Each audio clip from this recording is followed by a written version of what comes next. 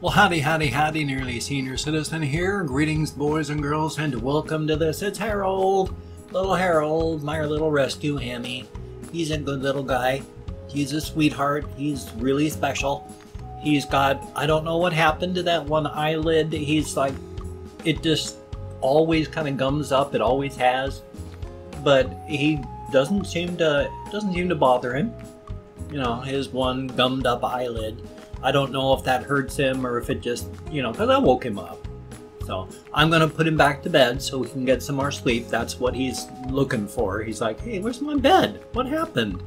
But, I happened. So here we go, Harold. You're a good little guy. Thank you so much. I dug him out of his bed so I could bring him up and show him off. Because I like to show off my little Hamatrons. I love my little guys. They're small and warm and fuzzy and alive. And that's such a good thing. I wanted to continue showing off. Oops, there we are. It's all reversed, and so I have to figure it out by this. This was a shirt that was sent to me about a year ago. All my stuff was sent to me a long time ago. But this is a shirt, and not only did I get sent the shirt, like there's a calendar up there from Las Vegas or Reno or wherever it happens to be, the casino. And not only that, where did I put that? Ah, here we are. There is these dice that were used in actual play. So people either lost their lives and killed themselves because they lost everything while gambling with these particular dice, or who knows, maybe these dice won them lots of money, or most likely they just got used for a little while and then were taken out of circulation so they could sell them. They take them out of circulation, of course, so that they don't get distinguishing marks, and so you can't go, oh, it's that one I want to be careful with. No, that's why they take cards out of circulation and dice so that they don't get marked up. So you can buy your various things at the casinos. You can buy them here at our local casinos. We have a ton of casinos here in Washington State. Every place you turn around, there's another Indian casino. Because Indian gambling sneaks through all of the various protections for this, that, and the other, and so you can just go to an Indian casino on any reservation in Washington State and gamble, and it's legal. Ooh! So we've got a casino that's just outside of town here, and you head to Olympia, and there's casinos everywhere. There's just gambling is everywhere and legal. But they don't just do that. To drag you in, of course, they've got the big signs, and they always have new people coming in to play at their various venues. Because they've got stages in all of the... Stages? Auditoriums, more. In all of the various casinos. So that they can have people come in. They've had like Pat Benatar, Huey Lewis and the News show up at the local casino here. So it's good, it's cool if you like that.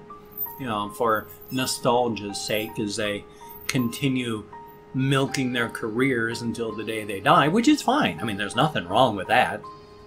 Nostalgia is a powerful thing. If I had an opportunity to go see like Pat Benatar, who was a big influence during my life, or Huey Lewis and the News, hell, I'd go see Huey Lewis. I grew up during the 80s. I was 19 years old in 1982. 82? No, and I was born in 62, so 72, 82. I was 20 years old in 1982, and that's when I was listening to and purchasing all these various albums. I mean, during my... What is that word for that? Oh my God, it's when you're an adolescent. It's during my adolescence. I started listening to various groups like Pat Benatar and all that. But after I got into the Air Force and then I had my exposure to the world open up, I started listening to even more. So, I mean, I'd go see any of those people. I'd love to go see Cheap Trick.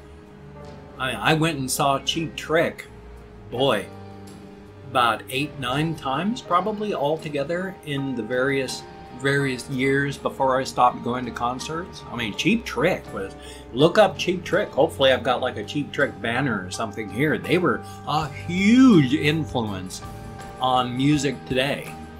So awesome. And they've made a small comeback, and they tour again, and it's cool. Cheap Trick was really, really good. And in fact, it was during a Cheap Trick song that I saw one of my friends really freak out when we were on LSD. In the mid-90s, I was really, really big on acid. I loved acid. I took LSD like candy during the 90s. And the only reason I had a bad experience with that was because of my alcoholism that was happening at the same time. I started developing panic attacks when I would take acid, and so I'd have like an 8-hour panic attack while on LSD. That was because of my alcoholism. If I hadn't been an alcoholic at the same time, who knows what would have happened. But I had to stop taking LSD because of that. But why did I start talking about that? Oh yes, because of Cheap Trick. A friend of mine who had introduced me to LSD, he and his friend, we were really, really, really high on the acid one night and listening to Cheap Trick. The song and the album, Heaven Tonight. Because it's got the lyrics, do you want to go to heaven tonight? Do you want to go to heaven tonight? You're getting nervous. You've never been this high before. At that point, we had been sitting in almost complete darkness and listening to the album. He just went, okay, that's it, and started flicking all the lights on. He couldn't take, oh, my webcam is just locking up bad. My computer is so badly messed up, and now it just locks up every couple seconds really, really bad. And that's what it's doing right now. I am so sorry. I don't even know if cooling it down is getting a new cooler is going to do it. It's probably just wiped out no matter what. I've still got to get a hold of my nephew by marriage so that he can install the new cooler and a whole bunch of other things like that. Oh, it's locking up bad. I am so sorry. I am so sorry. I don't know what to do. My computer is just dying. I don't know how to fix it. I don't have any money to repair it. I have no money. I go negative every month. I am negative money right now. It's only because of you guys that I haven't just gone homeless here. And I am so sorry. I don't know what to do, because when this thing finishes dying, then I'm going to go dark. I don't have any money to buy a replacement computer. I don't have money to buy shoes. And it's not your fault. I'm just letting you know that I don't know what to do.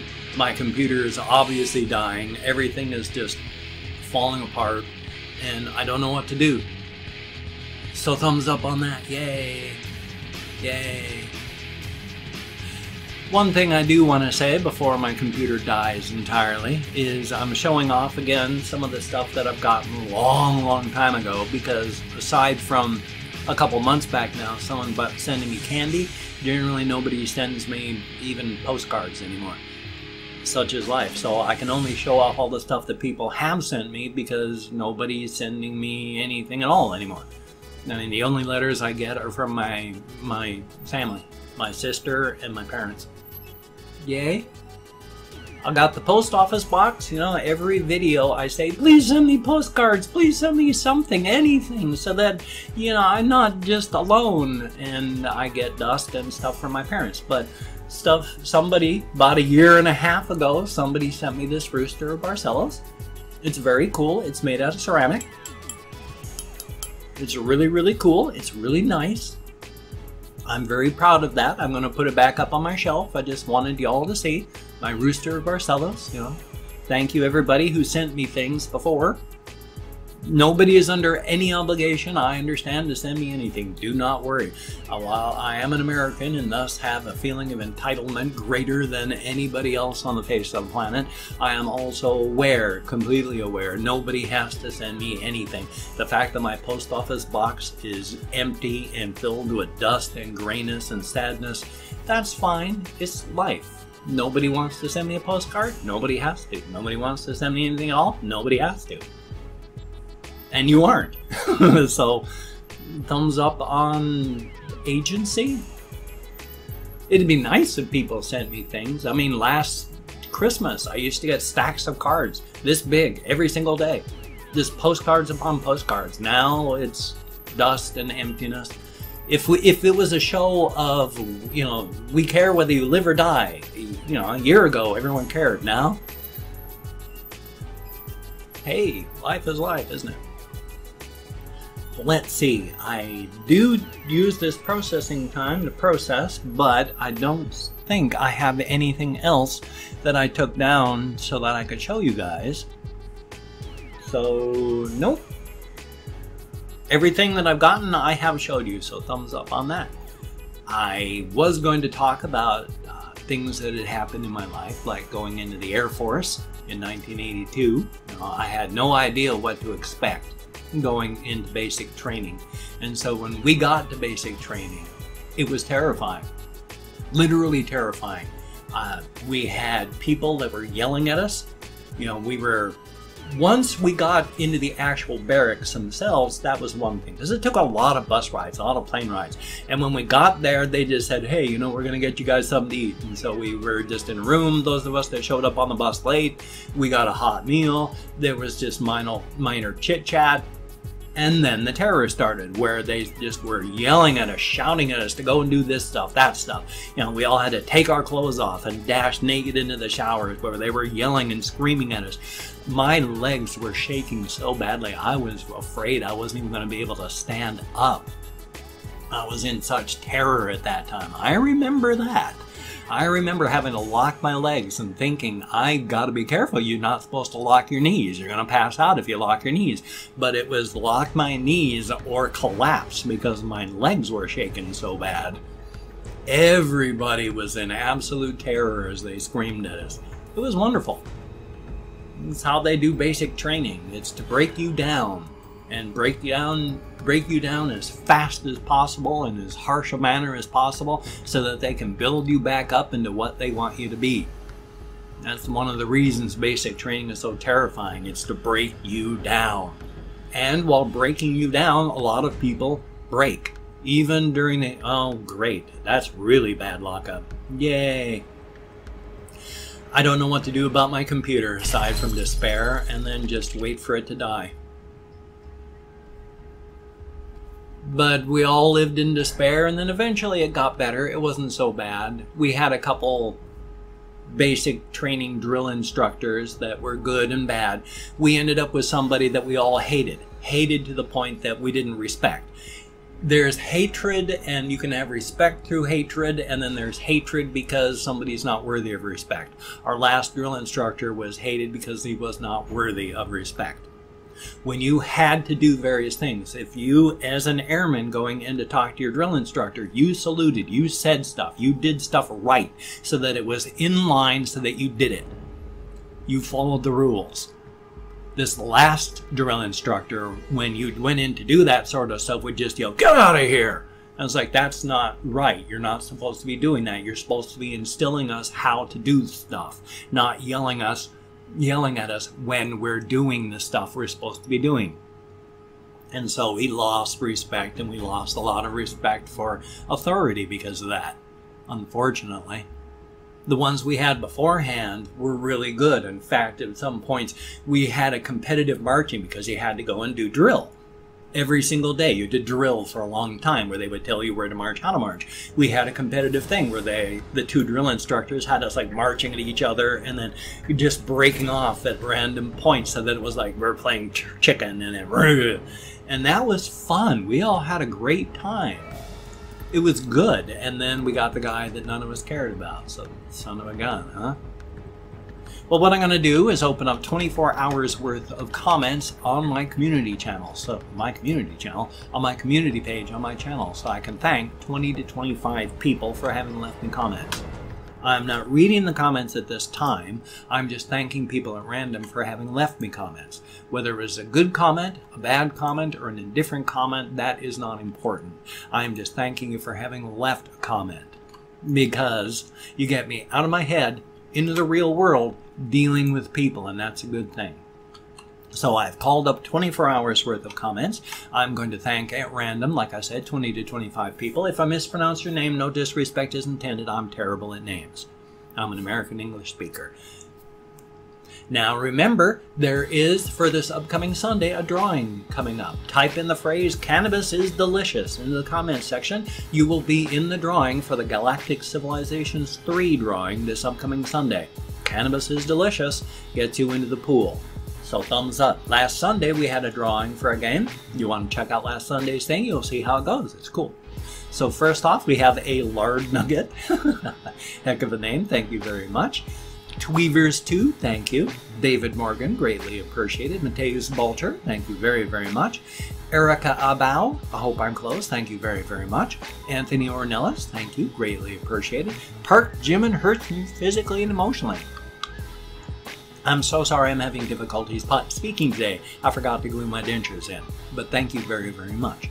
The Cow Lord 89, son of a gun, thank you very much. Zavikins, thank you very much, greatly appreciated. Tyler Sorensen, thank you very, very much. Gurren Lagann, thank you. And Clorox Bleach, son of a gun, thank you very, very much. Taylor Martin, thank you, greatly appreciated. Ryan H, thank you very, very much. And Alex Cruzelier, I sure hope I'm close, but thank you very, very much. Death Wave, son of a gun, like that name, thank you. And Alien Rookie, thank you very, very much. Senior Craw, thank you very, very much, greatly appreciated. The Zilke SSJ Rose, thank you very, very much, greatly appreciated. Conspo Lopez, thank you, greatly appreciated as well. I overused the word appreciated, and I'm sorry. Seth, thank you very, very much. David Hensler, thank you, greatly appreciated. Silver Creek 24, thank you very, very much. Draconically, ooh, I like that name. Thank you very, very much. And last but not least, Angela Gonzalez Quiroga. I sure hope I'm close. Thank you all very much. Greatly appreciated this day to get me out of my head, into the world, dealing with real people. It's a wonderful thing. Whether it's a good comment, a bad comment, and a different comment, it's all the same thing. Thank you for having left a comment. Greatly appreciated. Even the troll comments and things that are awful. Because as stated, you get me out of my head dealing with people in the world, and that's a good thing. It's not a good landscape behind these eyes. Very, very bleak and grim. Well, it's 17 minutes and change. If you could check out my links down below, that would be greatly appreciated. I got like Twitter, Facebook, GoFundMe, Patreon.com, Google+, my blog, Son of a Gun. You could check those out. That would be very, very cool. My thanks to everybody who has donated to my GoFundMe campaign. You are beautiful, awesome people. Thank you so very, very much. It is appreciated. And every single one of my Patreon.com patrons, you are awesome people. It is because of you I have a roof over my head. Thank you so much. It is good not to be homeless. If you could donate, that would be awesome. I would really appreciate that. But if you cannot donate, or you simply do not donate, I take all good wishes, deposit them in the bank of my heart where I draw interest. So thank you very, very much. If you could toss me a like, I do appreciate all the positive validation I get from my assistants. And if you could subscribe to the channel, that would be cool. But I do understand. My personality has rubbed people wrong my entire life. If you don't like my videos, I understand. If you don't want to subscribe to the channel, I understand. But if you are down with it, I will do my best to keep you entertained from now and, well, for a very, very long time. After all, slap a few coats of sealant on you, stack it like cordwood down in the basement, you'll last for decades before you go sour. And hey, especially in hard economic times, a guy has to eat. Cannibalism for the win. After all, remember, I have never eaten an entire human being. Yet. So thumbs up on that. 18 minutes and change, so I guess I might as well drag this one out to 20. Hope y'all don't mind. It's not like I put ads in the middle of my videos anyway. I just wait for YouTube to put them at the beginning if they're going to. I'm not like a lot of these people where every 5 minutes they manually drop in an ad. I can't remember his name. There's this one fellow that does reactions and talking, and I've forgotten what his name is entirely. Well, that's embarrassing. He's this bald, well, saying he's a bald black guy, that doesn't really say much. He's like a blasphemous HD. There we are. Wow, I hate having fibromyalgia, but why did I even bring him up? I watched him, but I don't know what I'm even talking about. Oh well, not important. Blasphemous HD for some reason. I brought him up. Anyway, I got a ration video coming up. I got a game video coming up. Hopefully I won't sleep like I did all day yesterday, and I'll have a game video for my game channel. hopefully. But you take care. Have a great day today. I will see you on the flip side, and that, my friend, is a very good thing. So you keep smiling, and I will see you there. Take care.